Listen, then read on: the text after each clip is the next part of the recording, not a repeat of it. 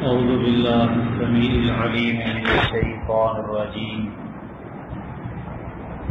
من همزه ونفخه ونفخه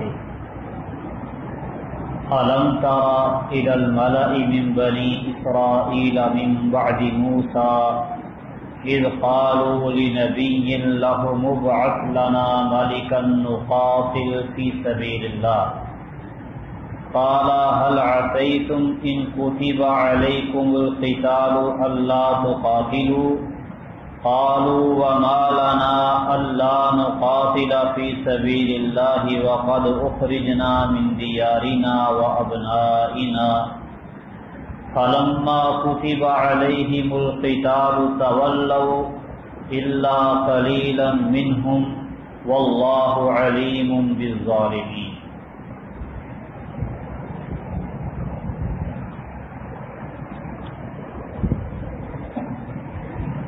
الم تر الی الملأ من بنی اسرائیل، کیا آپ نے نہیں دیکھا الی الملأ من بنی اسرائیل، بنی اسرائیل کے سرداروں کو،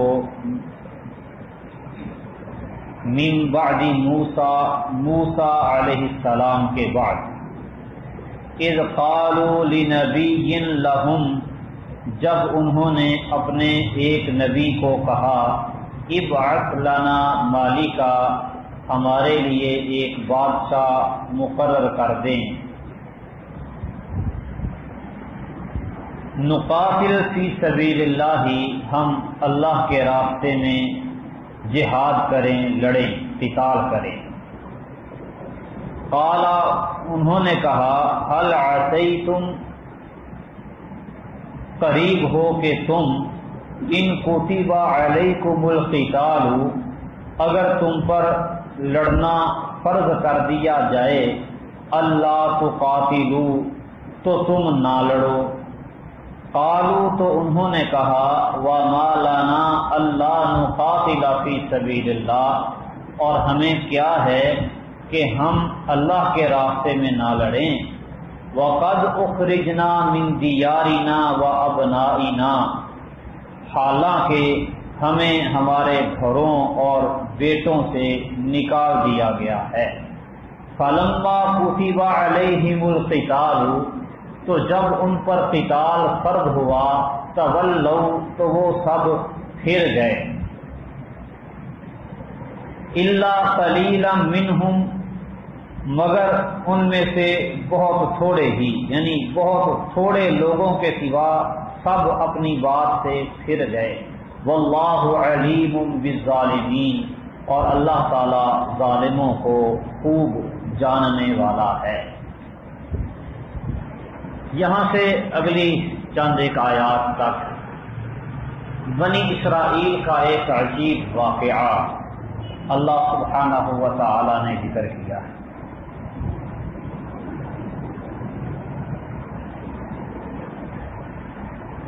موسیٰ علیہ السلام نے ان کو جہاد و قتال کرنے کا کہا، تو انہوں نے کہا تھا اذهب انت وربك فقاتلا انا هاهنا قاعدون، تو جا، تیرا رب جائے، جا کے دونوں لڑو، ہم یہاں پہ بیٹھے ہوئے ہیں۔ انہیں کہا اس بستی میں داخل ہو جاؤ، جب تم داخل ہو جاؤ گے تو فتح تمہاری۔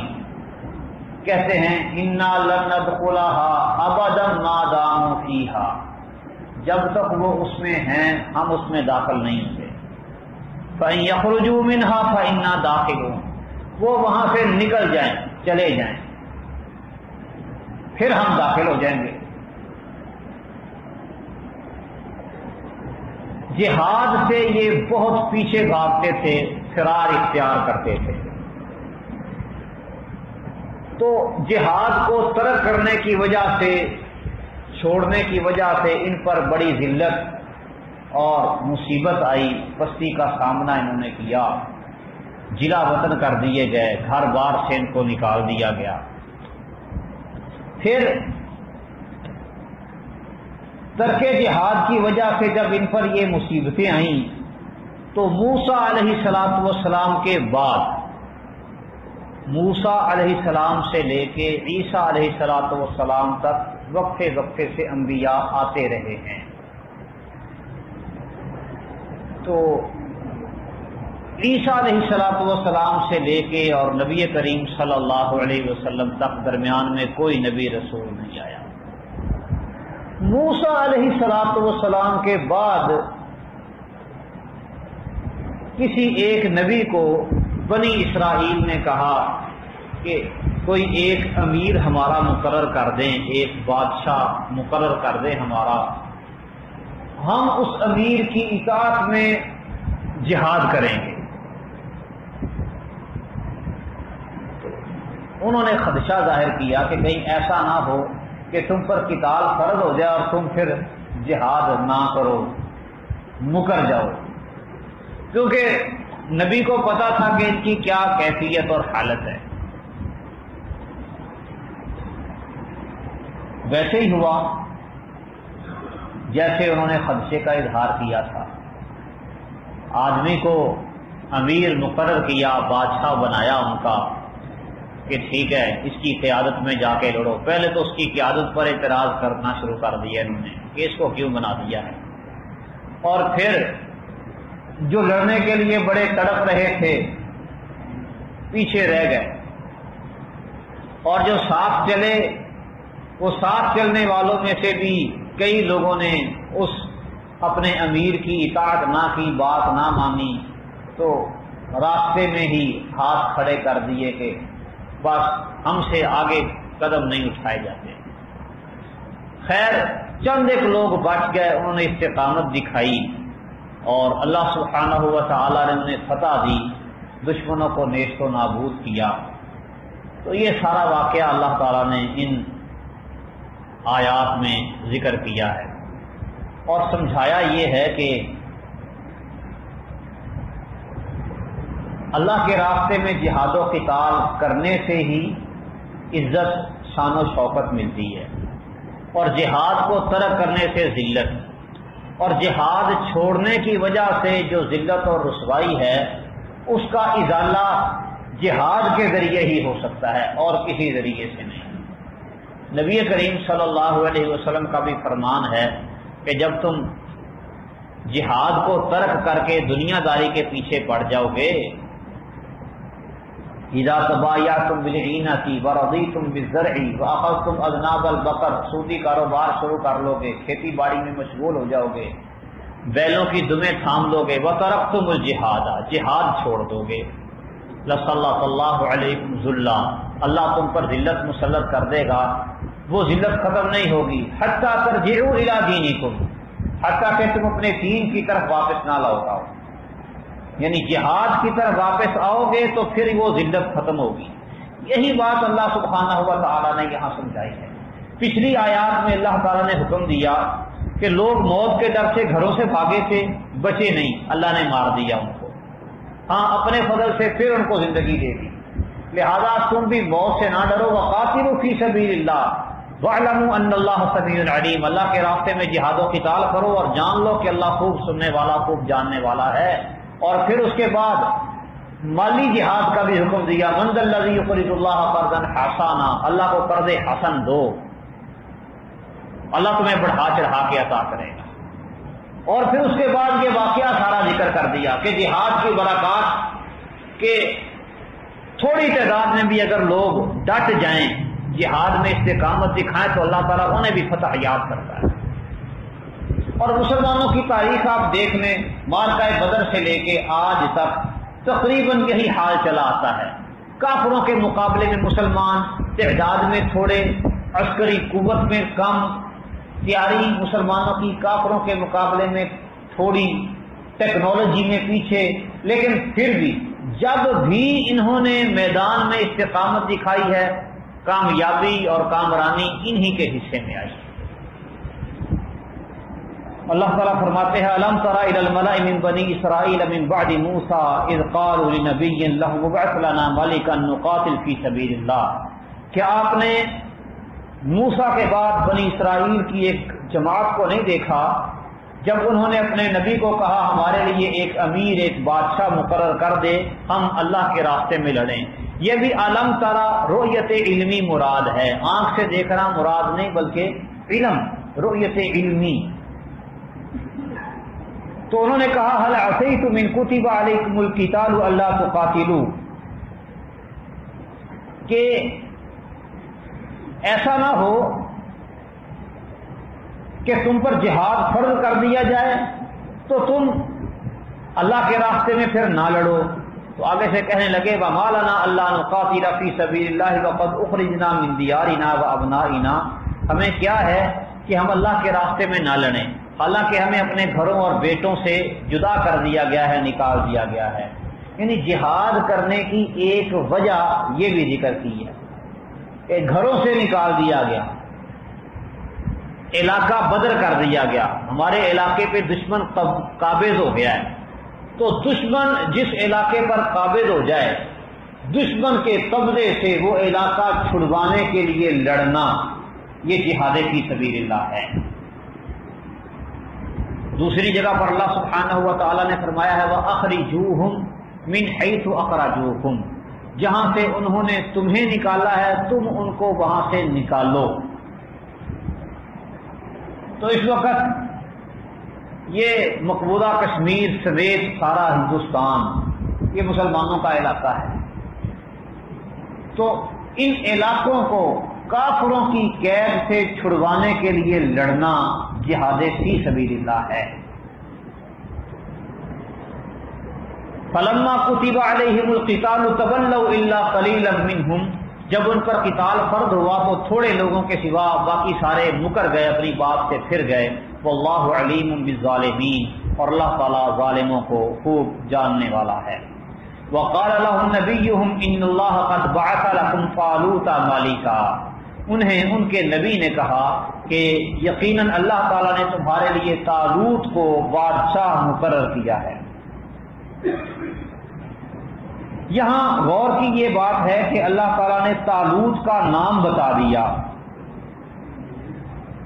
آگے چل کے داؤد علیہ السلام کا نام بھی بتایا ہے اور ان کے دشمن جالوت کا نام بھی بتا دیا ہے، مگر نبی کا نام نہیں بتایا کہ کس نبی سے انہوں نے درخواست کی تھی کہ ہمارے لیے بادشاہ مقرر کرو، امیر مقرر کرو اور ہم اس کی قیادت میں لڑیں۔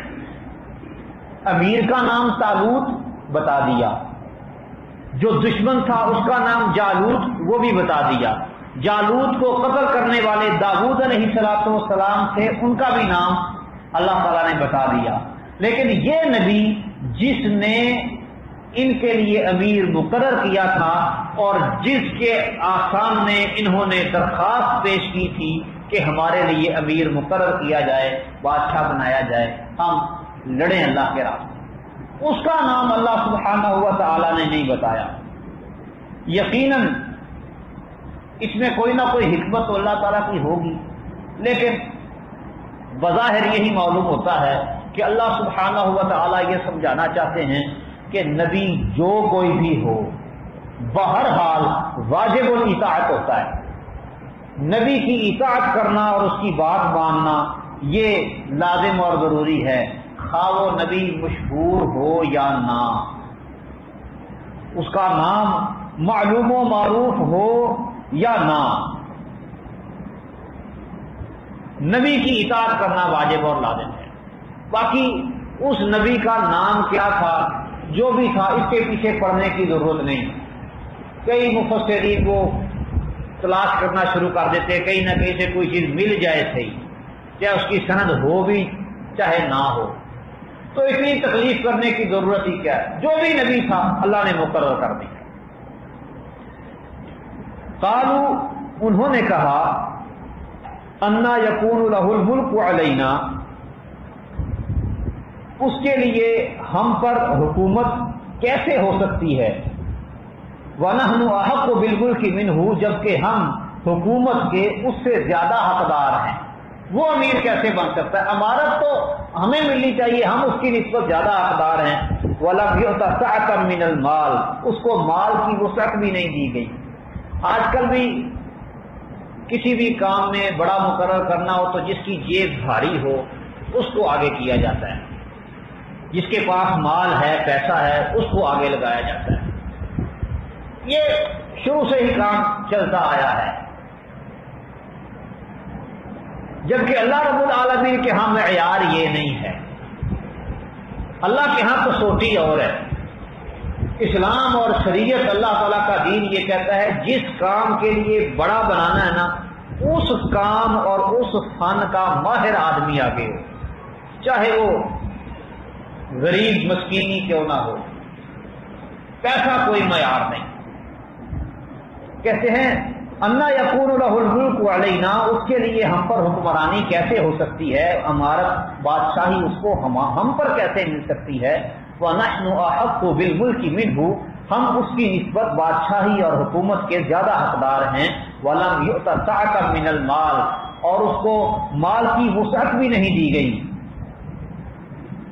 قَالَ، کہا، إِنَّ اللَّهَ اصْطَفَاهُ عَلَيْكُمْ، اسے اللہ نے تم پر چن لیا ہے، یعنی طالوت کو اللہ نے تم پر امیر حاکم اور بادشاہ بنایا ہے۔ ان اللہ اصطفاہ علیکم، اللہ نے اس کو تم پر چن لیا ہے۔ وزادہ بسطۃ فی العلم والجسم، اور اس کو علم اور جسم میں زیادہ فراخی عطا فرمائی ہے۔ علم میں بھی اللہ نے فراخی دی ہے اور جسم میں بھی۔ اب جہاد و قتال کا جو میدان ہے، اس میں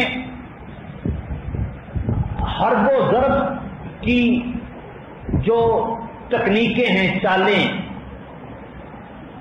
یہ ضروری ہیں، یا لڑنے کے لیے مضبوط جسم یہ ضروری ہے، روپے پیسے کی ضرورت نہیں۔ تو اس کے اندر یہ دونوں خوبیاں موجود ہیں کہ علم بھی ہے اور اللہ نے اس کو جسم بھی عطا کیا ہے۔ وزادہ بسطۃ فی العلم والجسم، اور اس کو علم اور جسم میں کشادگی فراخی عطا کی ہے۔ واللہ یؤتی ملکہ من یشاء، اللہ تعالیٰ اپنی بادشاہی، اپنا ملک، اپنی حکومت جسے چاہتا ہے عطا کرتا ہے۔ واللہ واسع علیم، اللہ تعالیٰ خوب وسعت والا اور خوب جاننے والا ہے۔ تو طالوت کو بادشاہ مقرر کرنے پر، حاکم اور امیر مقرر کرنے پر سرداروں نے اعتراض کیے کہ یہ بادشاہ کیسے بن گیا، کیونکہ خاندانی طور پر سرداری ہم میں چلی آ رہی ہے، تو ہمیں میں سے کوئی نہ کوئی سردار ہونا چاہیے تھا، ہم بڑے لوگ ہیں۔ اور دوسرا یہ کہ طالوت وہ کوئی سرمایہ دار آدمی نہیں، لہذا اس کو بادشاہ بنانے کا کوئی توق نہیں بنتا۔ اور نبی نے دونوں چیزوں کی نفی کر دی کہ یہ جو سلطہ اور امارت اور حکمرانی اللہ تعالیٰ عطا کرتے ہیں، اس میں نسل اور خاندان کا کوئی تعلق نہیں، نہ ہی اس میں روپے پیسے کا کوئی تعلق ہے۔ ایک تو یہ بات ہے کہ اللہ تعالیٰ نے اس کو برتری عطا کی ہے، اللہ نے چنا ہے، اور اللہ رب العالمین کا چننا اپنی مرضی سے ہوتا ہے۔ پھر دوسری بات یہ کہ حکومت خاندان یا سرمایہ کے بجائے علم اور جسمانی قوت، اعصابی قوت کی بنا پر ہوتی ہے۔ یہ دونوں چیزیں اللہ تعالیٰ نے اس کو عطا کی ہیں، تو بھاری نسبت اللہ تعالیٰ نے اس کو زیادہ دی ہے۔ اور پھر واللہ یؤتی ملکہ من یشاء، اللہ جسے چاہے حکومت دے، اللہ تمہاری خواہشوں اور مرضیوں کا پابند نہیں۔ واللہ واسع علیم، اور اللہ تعالیٰ بڑا وسعت والا، خوب جاننے والا ہے۔ اچھا، ان آیات سے ایک یہ بات بھی معلوم ہوتی ہے کہ بادشاہی، ملوکیت فی نفسی ہی کوئی بری چیز نہیں۔ ملوکیت، بادشاہی، یہ فی نفسی ہی کوئی بری شے نہیں۔ جب اللہ اور اس کے رسول کی اطاعت میں ہو، احکام پر چلتے ہوئے ہو، آپ اسے خلیفہ بھی کہہ سکتے ہیں، جیسے داؤد علیہ السلام کے متعلق بھی خلیفہ کا لفظ آیا ہے۔ اللہ تعالیٰ فرماتے ہیں انا جعلناک خلیفۃ فی الارض، زمین میں تجھ کو خلیفہ بنایا ہے۔ اور دوسرے مقام پہ اللہ تعالیٰ فرماتے ہیں وآتاہ اللہ الملک، اللہ نے اس کو بادشاہی عطا کی تھی۔ اس لحاظ سے وہ طالوت کے بعد ملک یعنی بادشاہ تھے۔ طالوت کو اللہ نے پہلے بادشاہ بنایا، ان کے مطالبے پر۔ اور پھر اس کے بعد اللہ سبحانہ و تعالیٰ نے داؤد علیہ السلام کو ملک بادشاہ عطا کی، اور اللہ تعالیٰ نے یہ بھی کہا ہے کہ ہم نے اس کو خلیفہ بنایا۔ تو بادشاہت اور خلافت یہ ایک ہی چیز ہے۔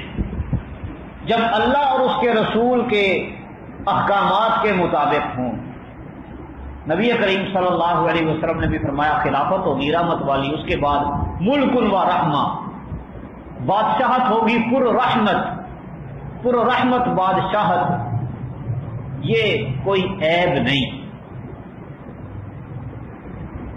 ہمارے یہ جو بچے جمہورے ہیں، جمہوریت کے دلدادہ، یہ بادشاہی کو بڑا برا نظام سمجھتے ہیں۔ بادشاہی فی نفسی ہی کوئی بری شے نہیں، بلکہ خلافت کے قریب تر، یا یوں کہیے کہ خلافت ہی ہے، اگر اللہ اور اس کے رسول کے احکامات کی پابند ہو۔ وقال لهم نبیہم، اور ان کو ان کے نبی نے کہا ان آیۃ ملکہ ان یأتیکم التابوت فیہ سکینۃ من ربکم، اس کی بادشاہی کی نشانی یہ ہے کہ تمہارے پاس ایک صندوق آئے گا، ایک صندوق آئے گا جس میں تمہارے رب کی طرف سے ایک تسلی ہوگی، سکینۃ من ربکم، تسلی ہوگی، سکینت ہوگی تمہارے رب کی طرف سے، وبقیۃ مما ترک آل موسیٰ و آل ہارون، اور جو موسیٰ کی آل اور ہارون کی آل نے چھوڑا تھا وہ چیزیں اس کی باقی ماندہ اس میں موجود ہوں گی۔ تحملہ الملائکہ، اس کو فرشتے اٹھائے ہوئے ہوں گے۔ ان فی ذلک لآیۃ لکم ان کنتم مؤمنین، اس میں یقیناً تمہارے لیے نشانی ہے اگر تم مومن ہو، ماننے والے ہو۔ تو طالوت کی بادشاہی پر مزید یقین اور تسلی کے لیے اللہ تعالیٰ نے یہ نشانی مقرر کر دی کہ وہ تابوت جو دشمن تم سے چھین کے لے گئے تھے، آل موسیٰ اور آل ہارون کی باقی ماندہ چیزیں اس تابوت صندوق کے اندر تھیں اور دشمن تم سے چھین کے لے گئے، اب اللہ تعالیٰ فرشتوں کے ذریعے وہ تابوت تم تک پہنچائے گا، وہ تابوت تم تک پہنچ جائے گا، صندوق تم تک آ جائے گا جس میں آل موسیٰ اور آل ہارون کی باقی ماندہ چیزیں تھیں۔ تو اس میں تمہارے لیے سکینت ہے، تسلی ہے،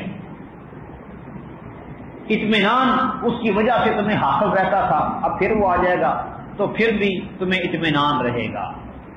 اس سے ایک بات یہ بھی معلوم ہوتی ہے کہ انبیاء کرام صلوات اللہ علیہم اجمعین کی جو باقیات ہیں وہ بھی باعث برکت ہوتی ہیں۔ انبیاء کی باقیات، ان کی استعمال شدہ چیزیں، چھوڑی ہوئی چیزیں باعث برکت ہوتی ہیں۔ تو تبرک کا جو عقیدہ ہے برکت حاصل کرنے کا، یہ غلط نہیں ہے، لیکن جب لوگوں نے اس کے اندر مبالغہ آرائی شروع کر دی تو پھر اس پر علماء کرام نے نقد کیا ہے۔ مبالغہ کرنے والے تو بڑے عجیب عجیب مبالغہ کرتے ہیں، الٹے سیدھے قصے کہانیاں بنا بنا کے چھوڑتے ہیں۔ تو تبرک جو ہے یہ فی نفسی ہی اس کا انکار نہیں، لیکن سوال یہ ہے کہ کسی غیر نبی کی کسی چیز سے کوئی برکت حاصل ہوگی، اس کی کوئی گارنٹی نہیں، حتیٰ کہ انبیاء کرام کی چھوڑی ہوئی چیزوں سے ہر بندے کو برکت حاصل ہوگی، اس کی بھی کوئی گارنٹی نہیں، لیکن بہرحال وہ متبرک اشیاء ہوتی ہیں۔ ان فی ذلک لآیۃ لکم، یقیناً اس میں تمہارے لیے نشانی ہے، ان کنتم مؤمنین، اگر تم مومن ہو۔ فلما فصل طالوت بالجنود، تو جب طالوت اپنے لشکر کو لے کر جدا ہوا، یعنی کہ اس بستی سے نکلا لشکر کو لے کر، قالا، تو اس نے کہا ان اللہ مبتلیکم بنہر، اللہ تعالیٰ تمہیں ایک نہر سے، ایک دریا سے آزماتا ہے، آزمائش کرنے والا ہے۔ فمن شرب منہ فلیس منی، تو جس نے اس میں سے پی لیا وہ مجھ میں سے نہیں. سفر ہے پر مشقت، پیاس لگی ہوئی ہے تو آگے دریا آ رہا ہے، نہر ہے، تو وہاں سے جس نے بھی پانی پی لیا وہ میرے میں سے نہیں. وَمَن لَّمْ يَطْعَمْهُ، اور جس نے اس کو نہ چکھا فَإِنَّهُ مِنِّي، وہ مجھ میں سے ہے. جو چکھے بھی نہ وہ مجھ میں سے ہوگا. إِلَّا مَنِ اغْتَرَفَ غُرْفَةً بِيَدِهِ، مگر جس نے ہاتھ سے ایک چلو بھر لیا، بس ہاتھ سے ایک چلو بھر کے پی لے پانی، اس کی خیر ہے. زیادہ پیے گا تو پھر وہ مجھ میں سے نہیں. یہ آزمائش تھی ان پر. فَشَرِبُوا مِنْهُ إِلَّا قَلِيلًا مِنْهُمْ، تو تھوڑے لوگوں کے سوا، ان میں سے چند لوگوں کے سوا باقی سب نے وہ پانی پی لیا. فَلَمَّا جَاوَزَهُ هُوَ وَالَّذِينَ آمَنُوا مَعَهُ، جب اس دریا کو پار کیا جالوت نے، طالوت نے، اور جو اس پر ایمان لائے تھے، اس کو عبور کیا، تو یہ جنہوں نے پانی پی لیا تھا، قالوا، انہوں نے کہا، لا طاقت لنا اليوم بجالوت وجنودہ، آج کے دن ہمارے اندر جالوت اور اس کے لشکر کے خلاف لڑنے کی طاقت نہیں. قال الذين يظنون انهم ملاقو اللہ، تو ان لوگوں نے جو یقین رکھتے تھے کہ وہ اللہ سے ملاقات کرنے والے ہیں، انہوں نے کہا، کم من فئۃ قلیلۃ غلبت فئۃ کثیرۃ باذن اللہ، کتنی ہی تھوڑی جماعتیں زیادہ جماعتوں پر غالب آ گئی اللہ تعالیٰ کے حکم سے. واللہ مع الصابرین، اور اللہ تعالیٰ صبر کرنے والوں کے ساتھ ہے. اللہ نے بنی اسرائیل کے صبر کا امتحان لیا، اکثر فیل ہو گئے، چند ایک باقی بچے، اور جو باقی بچے ان کا ایمان اتنا پختہ تھا کہ وہ اپنی کم تعداد سے گھبرائے نہیں. کہتے اللہ کتنی ہی تھوڑی تھوڑی چھوٹی چھوٹی جماعتوں کو بڑے بڑے لشکروں پر فتح دے دیتا ہے. اللہ پر ایمان یقین تھا، اللہ نے ان کو فتح دی. وَلَمَّا بَرَزُوا لِجَالُوتَ وَجُنُودِهِ، تو جب وہ آمنے سامنے ہوئے جالوت اور اس کی فوجوں کے، اس کے لشکروں کے، قالوا، تو انہوں نے کہا، ربنا افرغ علینا صبرا، اے ہمارے رب ہم پر صبر بہا دے، صبر ڈال دے، انڈیل دے. وثبت اقدامنا، اور ہمارے قدموں کو ثابت رکھ. وانصرنا علی القوم الکافرین، اور ہماری کافر قوم کے خلاف مدد فرما. فہزموہم باذن اللہ، تو انہوں نے، مومنوں نے کافروں کو اللہ کے حکم سے شکست دی. وقاتل داؤد جالوتا، اور داؤد علیہ السلام نے جالوت کو جو دشمنوں کا سردار تھا اس کو قتل کر دیا. وآتاہ اللہ الملک والحکمت، اور پھر اللہ نے داؤد کو بادشاہی عطا کی اور حکمت عطا کی. وعلمہ مما یشاء، اور اس کو وہ کچھ سکھایا، ان باتوں میں سے اللہ نے سکھایا جو اللہ تعالیٰ چاہتا تھا. ولولا دفع اللہ الناس بعضهم ببعض، اور اگر اللہ تعالیٰ کا لوگوں کو بعض کے ساتھ ہٹانا نہ ہوتا، یعنی کہ اللہ تعالیٰ نے قانون بنا دیا ہے کہ لوگوں میں سے بعض لوگوں کے ساتھ کچھ لوگوں کو کچھ لوگوں کے ذریعے ہٹا دیتا ہے، ختم کر دیتا ہے. اگر یہ نہ ہوتا لفسدت الارض، تو یہ زمین برباد ہو جاتی، اس پہ فساد برپا ہو جاتا. ولکن اللہ، اور لیکن اللہ تعالیٰ، ذو فضل علی العالمین، تمام جہانوں پر بڑے فضل والے ہیں. تلک آیات اللہ، یہ اللہ تعالیٰ کی آیتیں ہیں. نتلوہا علیک بالحق، ہم انہیں آپ پر حق کے ساتھ تلاوت کرتے ہیں. وَإِنَّكَ لَمِنَ الْمُرْسَلِينَ، اور یقیناً آپ رسولوں میں سے ہیں. تِلْكَ الرُّسُلُ فَضَّلْنَا بَعْضَهُمْ عَلَى بَعْضٍ، یہ جو انبیاء و رسول کا تذکرہ چلا ہے، یہ رسول ایسے ہیں کہ ہم نے ان میں سے بعض کو بعض پر فضیلت دی ہے. منہم من کلم اللہ، ان میں سے کچھ ایسے ہیں جن سے اللہ نے کلام کی، موسیٰ علیہ السلام سے. ورفع بعضهم درجات، اور بعض کو درجات میں اللہ نے بلند کیا، بلند و بالا درجات دیے. وآتینا عیسی ابن مریم البینات، اور عیسیٰ بن مریم کو ہم نے واضح نشانیاں، معجزات عطا کیے. وأیدناہ بروح القدس، اور روح القدس یعنی جبریل امین کے ساتھ ہم نے ان کو تائید دی، قوت دی، ان کی مدد کی. وَلَوْ شَاءَ اللَّهُ مَا اقْتَتَلَ الَّذِينَ مِن بَعْدِهِمْ، اور اگر اللہ تعالیٰ چاہتا تو جو لوگ ان کے بعد ہیں وہ آپس میں نہ لڑتے. من بعد ما جاءتهم البینات، اس کے بعد کہ ان کے پاس واضح نشانیاں آ گئیں، ولکن اختلفوا، لیکن انہوں نے آپس میں اختلاف کیا، فمنهم من آمن ومنهم من کفر، تو ان میں سے کچھ ایسے تھے جو ایمان لے آئے اور کچھ جنہوں نے کفر کیا، وَلَوْ شَاءَ اللَّهُ مَا اقْتَتَلُوا، اور اگر اللہ تعالیٰ چاہتا تو وہ باہم نہ لڑتے، وَلَٰكِنَّ اللَّهَ يَفْعَلُ مَا يُرِيدُ، لیکن اللہ تعالیٰ جو چاہتا ہے وہ کرتا ہے۔ تو یہ واقعہ بیان کرنے اور سنانے کا مقصد اللہ سبحانہ و تعالیٰ کا اہل ایمان کو نصیحت ہے کہ اہل ایمان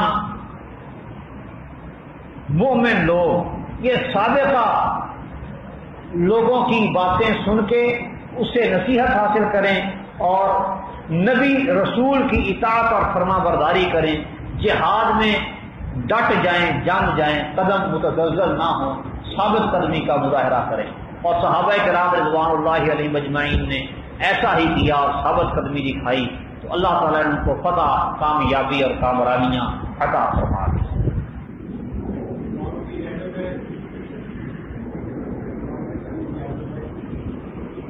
سمجھ